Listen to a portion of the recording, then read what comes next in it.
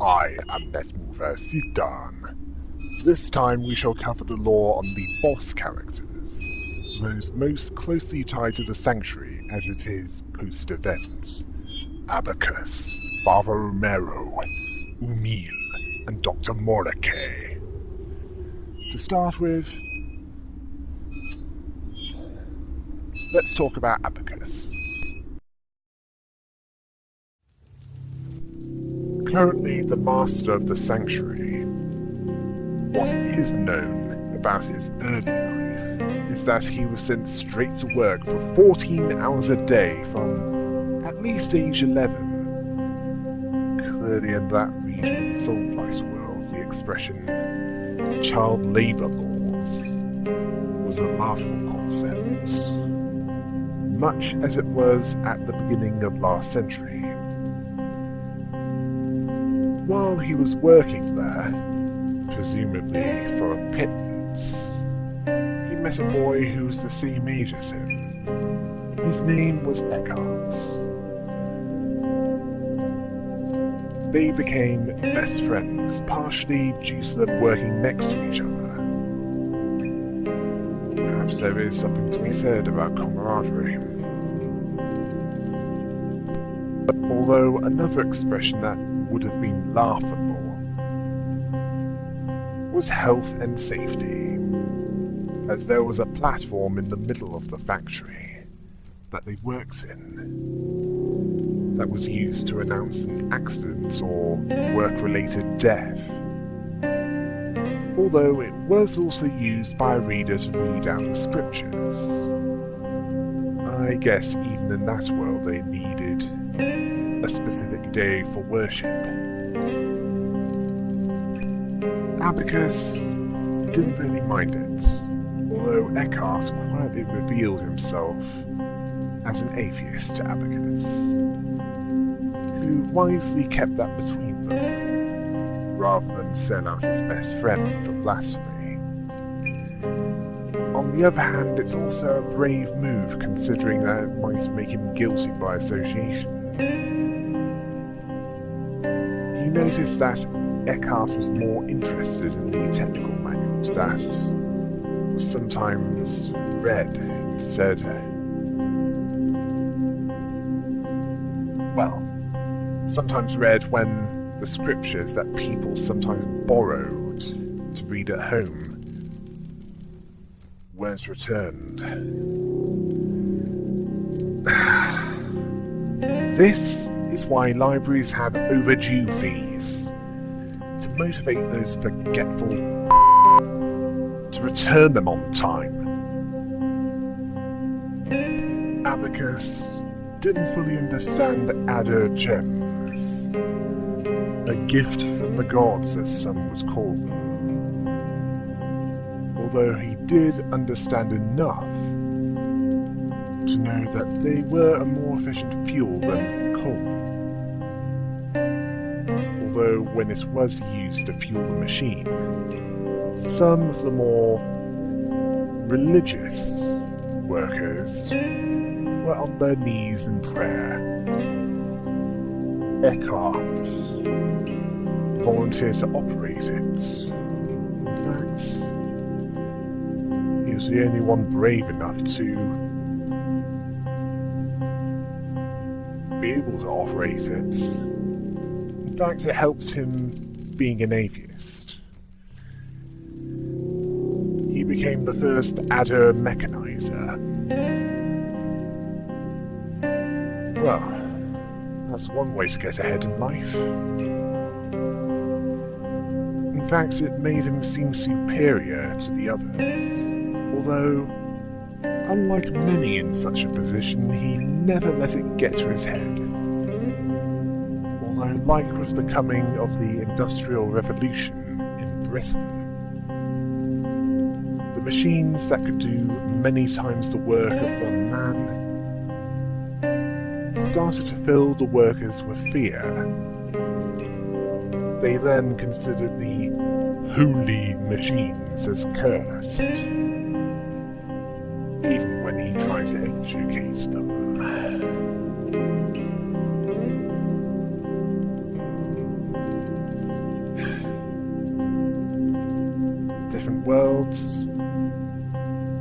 same insanity. When a second adder-powered machine appeared, people really started to lose their jobs, and they wanted Eckhart's head on a spike.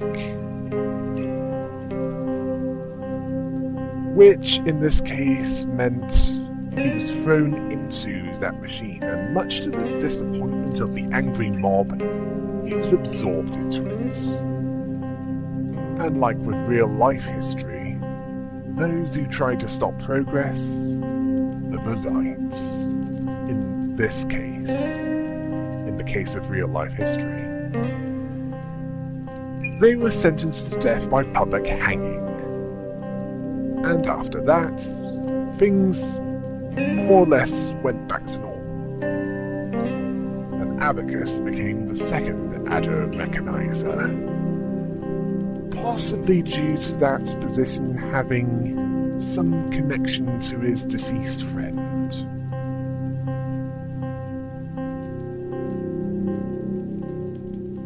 Fair enough. It was at this point, which was sometime after Eckhart's demise, that Abacus bought most of the sanctuary from the church, which he renamed from Nerajatan's Temple to Nerajatan's Institutes, much to the amusement of Dr. Morikay, and much to the horror of the clergy, the priests that still lived in the parts that they didn't sell. He also developed a morally grey mentality, believing that individual choices are more likely to cause more harm than good, as opposed to what choices made for the common good. A loosely defined term. Yeah, I have my suspicions on that concept.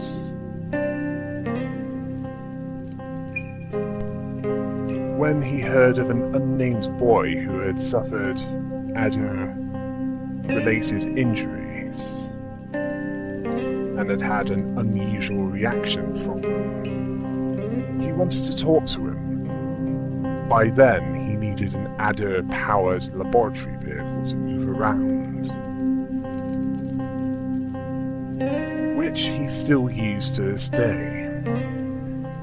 Clearly, even then, he was physically frail, so some time had passed between the loss of Eckhart and Nerajatan's Institute. That boy recognized Abacus as if he was an old friend, and when that boy spoke his name, it made Abacus weep uncontrollably. Yeah, I have my suspicions on who this boy was. Was this a reincarnation of Eckhart with the knowledge and memories of the original? Was Eckhart de-aged enough to have a noticeable age gap with Abacus? Was Eckhart sent forward in time to a point where his friend was much older? Who knows? But all three of those possibilities are certainly possible, considering what Adder can do. It was also it was certainly enough for Abacus to react in such a way. While some considered this boy's accident to be a miracle, Abacus wanted to make man and God one. At this point, he decided that this boy had to take part in the adder experiments, which resulted in the labyrinth being used to test him, while experimenting with dimensional portals, time bending, levitation, and other things that Adder was capable of, which was used to create chrono-inhibitor technology, both in weapons and in specially created chrono suits, with the best quality being worn by Abacus himself. Although some found what was being worked on to be unsettling, the council was informed, which meant he and his loyal followers were forced to accelerate the progress of the experiment, which resulted in the event, which I've already covered in the previous lore video, which resulted in Abacus being trapped in a mechanical insect mech that has sustained him ever since, preventing him from dying, even to this day.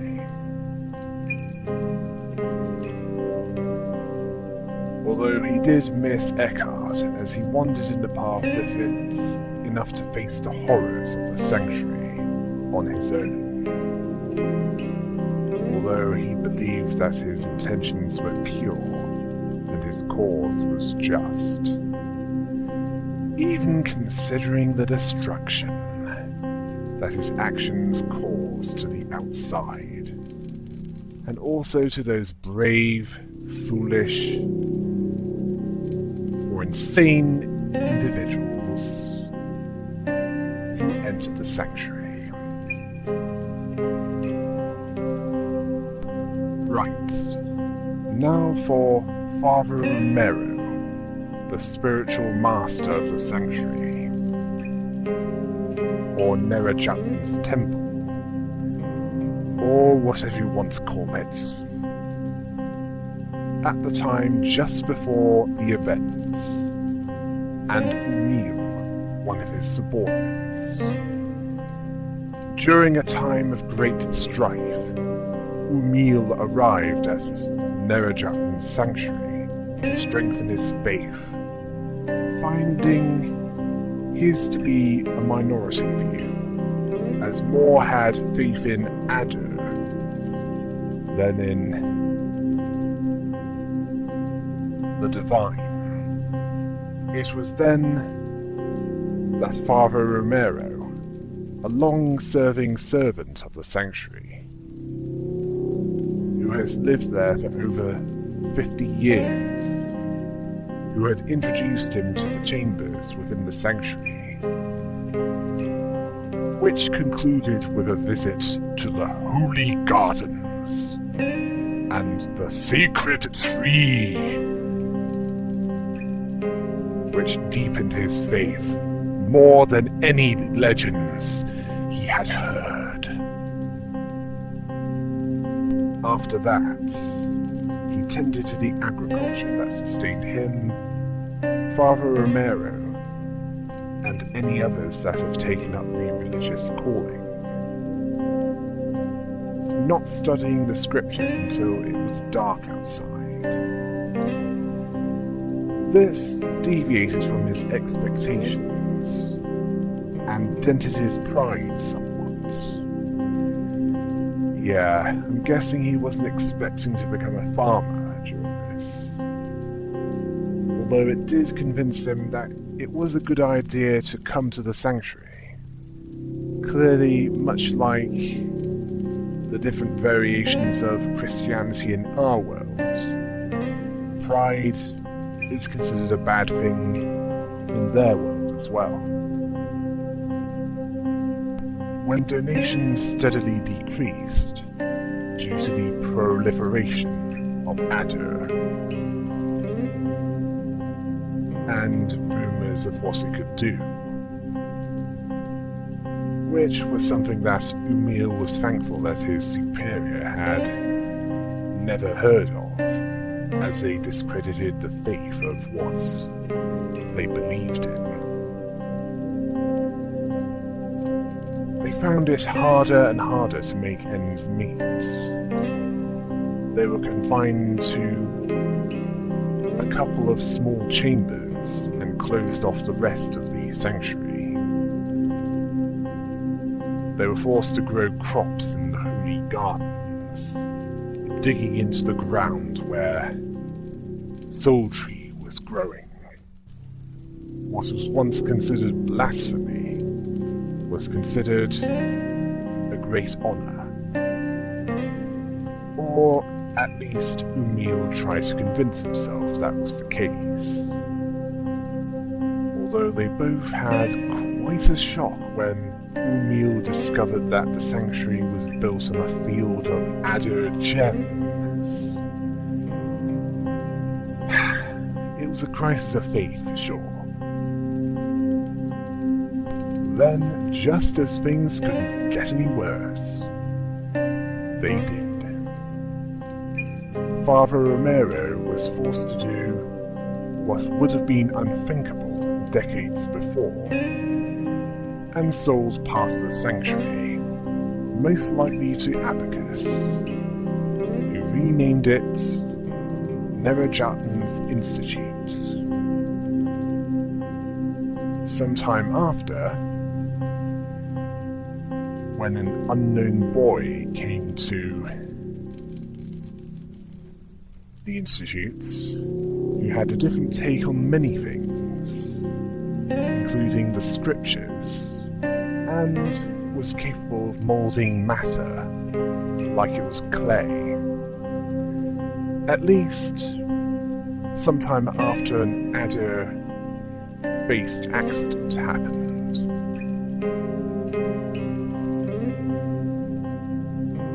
He decided to investigate.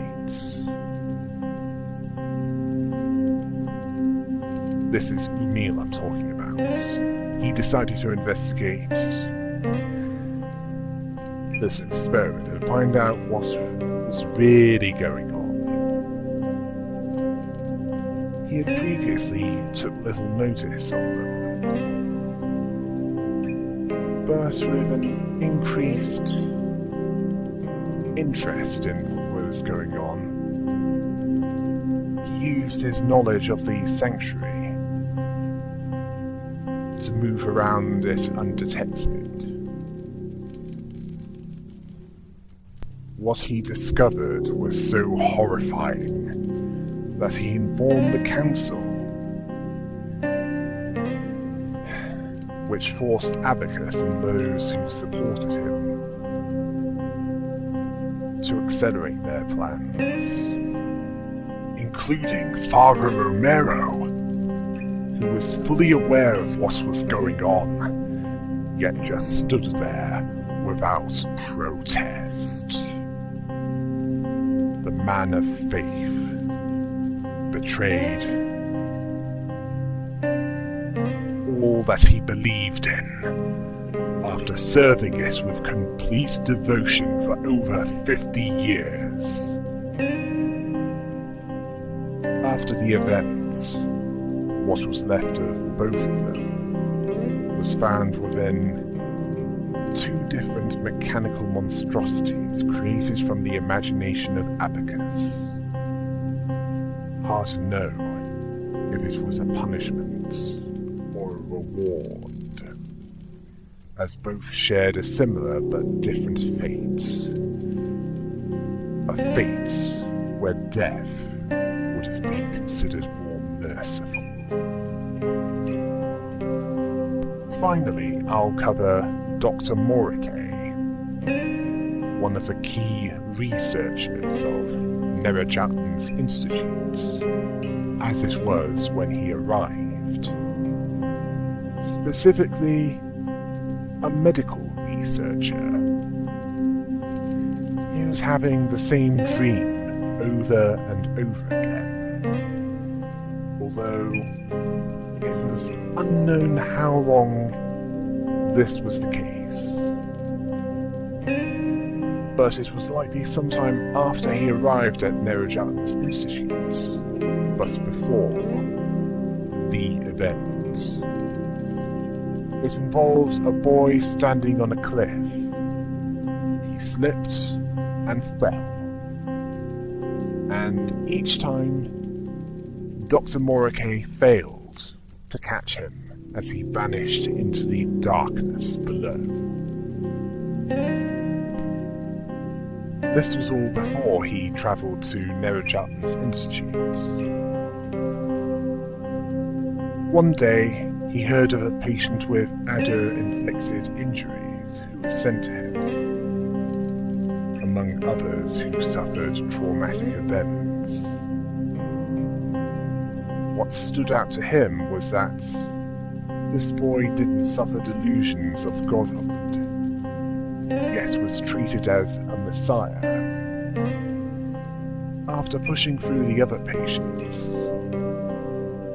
he appeared emotionally detached and knew all there was to know about Adder, which perplexed Dr. Morikay, as the inner workings of it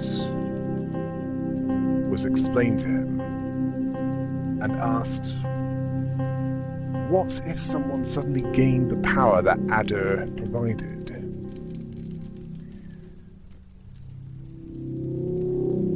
Of course, a medical practitioner wouldn't be able to understand a lot of it, but one thing he did understand was that this boy highlighted their faith in Adder, and how it was greater than their understanding of it. After that, the boy was taken to Nerajatan's Institute, which had gained a less than favourable reputation. Dr. Morikay came with him, and was told by Abacus that the child's knowledge could save humanity from themselves. That's not an indication of an unhealthy mind, is it? This only reinforced the idea for Dr. Morikay that it was a mistake to bring this boy there. That night, he had that same dream as before, but this time he caught the boy before he fell, and found that it was the same boy that he had brought to Nerajatan's sanctuary, or institute, or whatever you want to call it, who then smiled at him to reassure him that it was perfectly fine to let him go as he slips away again into the abyss. After that, the dream never reoccurred. This produced a noticeable change in his behaviour. He then believed that he was acting against the boy's best interest, and decided that the boy should take part in the examination, on the condition that he oversaw it personally. Once the event occurred, he stood guard over one of the power sources, protecting the way to Abacus with a combination of a devastating beam cannon and drones designed to slow intruders down to make it easier for him to hit them, along with a repulsion field to prevent them from attacking directly.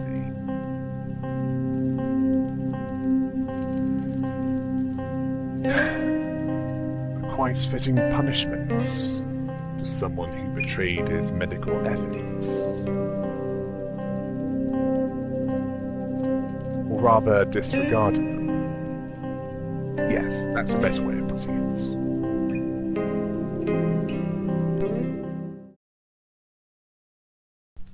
Let's end with some more speculation.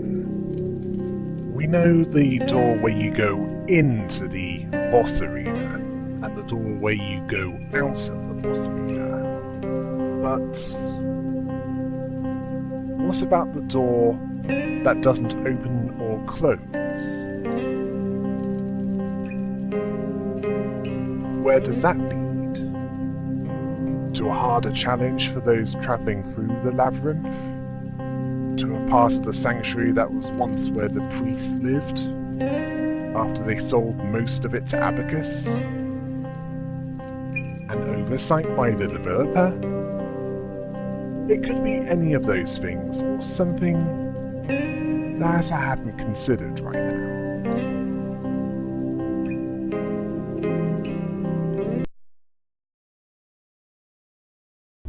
Next, I'll be covering the NPCs at the camp. Those that provide either information or are mentions. Until next time. Hail the rabbit!